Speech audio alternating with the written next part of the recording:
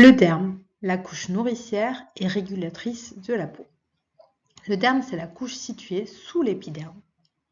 C'est lui qui donne à la peau sa solidité, sa souplesse et surtout son métabolisme actif. Une zone vivante, bien irriguée. Le derme est un tissu richement vascularisé, ce qui veut dire qu'il reçoit du sang. On y trouve plusieurs types de cellules. Les fibroblastes, véritables usines à collagène et à élastine, les mastocytes et les macrophages impliqués dans l'immunité, les fibres de collagène de type 1 et 3 et d'élastine qui donnent la structure et l'élasticité. 2. Les fibroblastes, usines à collagène et centres de signalisation. Ces cellules sont sensibles à l'environnement. Elles réagissent à l'inflammation, au stress oxydatif, au microbiote. Elles communiquent avec d'autres cellules via des messagers comme les interleukines 6 ou les TGF-bêta. Elles ont besoin de vitamine C, de zinc, de proline et glycine pour bien fabriquer le collagène. 3. Les mastocytes, des sentinelles parfois trop actives. Ils libèrent de l'histamine, des TNF-alpha et d'autres médiateurs de l'inflammation. Ils peuvent devenir hyperactifs, réactifs, s'ils sont stimulés de façon chronique, par exemple par un microbiote déséquilibré ou un stress oxydatif élevé. Focus terrain. Quand les mastocytes sont activés en continu, ils peuvent entretenir des pathologies comme l'urticaire chronique, la rosacée, ou certaines maladies auto-immunes ou neuro-immunes de la peau. L'hypoderme, c'est la couche la plus profonde de la peau. On l'appelle aussi le tissu sous-cutané. C'est là que se trouve la graisse, mais pas uniquement. C'est un tissu gras, mais qui est actif. L'hypoderme contient surtout des cellules graisseuses appelées les adipocytes. Leur rôle ne se limite pas à stocker de l'énergie. Ce tissu régule la température du corps, produit des messagers hormonaux et qu'on appelle adipokines, comme la leptine par exemple, l'adiponectine ou le TNF-alpha. Et il participe à une réponse inflammatoire. Il dialogue aussi avec le cerveau. L'hypoderme communique avec le cerveau par l'axe hypothalamo-hypophysaire. La peau est donc un organe hormonal qu'on appelle parfois organe neuroendocrinien secondaire. Focus terrain, l'inflammation métabolique. Si ce tissu est déséquilibré, cela peut perturber la cicatrisation, l'immunité cutanée et favoriser certaines maladies inflammatoires, comme par exemple le psoriasis ou des troubles pigmentaires. On pense souvent que la peau est juste une barrière, mais c'est aussi un tissu vivant, très vascularisé, qui communique en permanence avec le reste du corps. Elle possède son propre réseau sanguin et lymphatique, essentiel à sa santé. Microcirculation cutanée. La peau est irriguée par de tout petits vaisseaux sanguins, ceux qui permettent de réguler la température corporelle, qu'on appelle la thermorégulation, apporter de l'oxygène et des nutriments aux cellules cutanées et assurer une surveillance immunitaire locale pour détecter les infections ou agressions. Le système lymphatique. Il agit comme un réseau d'évacuation. Il permet de drainer les déchets cellulaires, évacuer les médiateurs de l'inflammation, transporter des cellules immunitaires. Il joue un rôle crucial dans la régulation de l'inflammation cutanée. Focus clinique.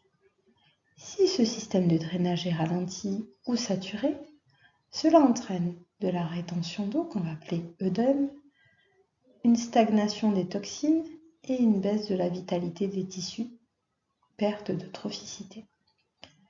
Cela peut se traduire par une peau terne, gonflée, inflammée, voire douloureuse. Quand on observe une peau abîmée, sèche, rouge ou inflammée, ce n'est jamais un simple hasard. Chaque signe cutané visible est souvent le reflet d'un déséquilibre interne. Voici comment lire ces signes comme un clin d'œil du corps. La perte de fonction barrière.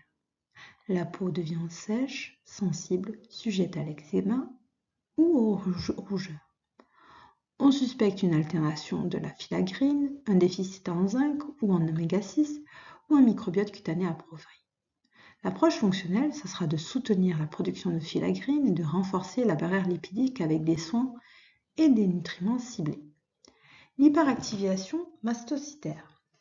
Cela se manifeste par des déménangeaisons, de l'urticaire ou des rougeurs diffuses, souvent liées à une sensibilité à l'histamine, au stress oxydatif ou à un terrain inflammatoire.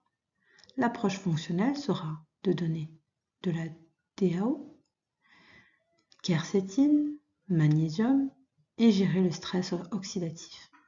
La dysbiose intestinale. Si l'intestin est déséquilibré, ça se voit souvent sur la peau. Acné, rosacée, dermatite. Pourquoi ? Parce que la flore intestinale influence directement l'immunité cutanée. L'approche fonctionnelle sera les probiotiques ciblés, la glutamine pour réparer la muqueuse, le GABA et l'alimentation anti-inflammatoire. L'inflammation chronique. Quand la peau ne se cicatrise plus bien ou que le psoriasis s'installe, il faut regarder du côté de l'inflammation de fond. Elles sont parfois silencieuses mais visibles sur la peau.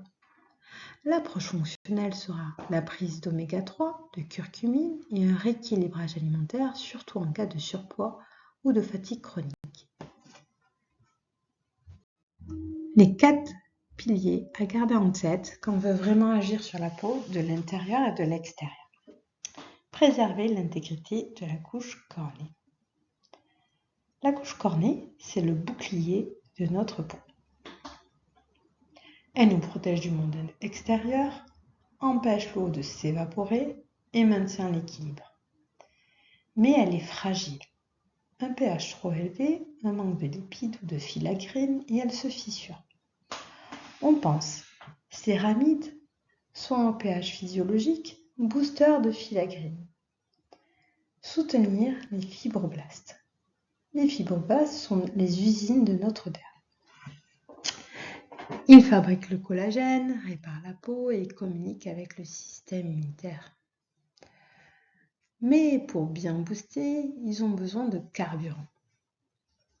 On pense à zinc, vitamine C, peptides, flavonoïdes, autant de briques pour relancer leur activité.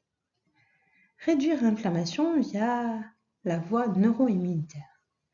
Quand l'inflammation devient chronique, la peau se paye cash, rougeur, irritation, poussée.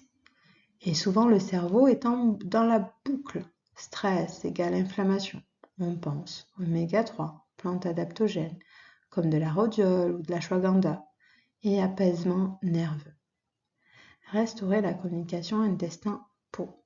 Oui, l'intestin parle à la peau. Quand la barrière intestinale est abîmée, les toxines fuient, l'inflammation augmente et la peau réagit. On pense probiotiques ciblés, L-glutamine, mucilage comme de l'aloe vera, du psyllium pour réparer l'intestin. En résumé, soigner la peau, ce n'est pas juste appliquer une crème. C'est comprendre les causes profondes et les adresser de façon intelligente et ciblée avec des formules qui parlent du même langage que la peau.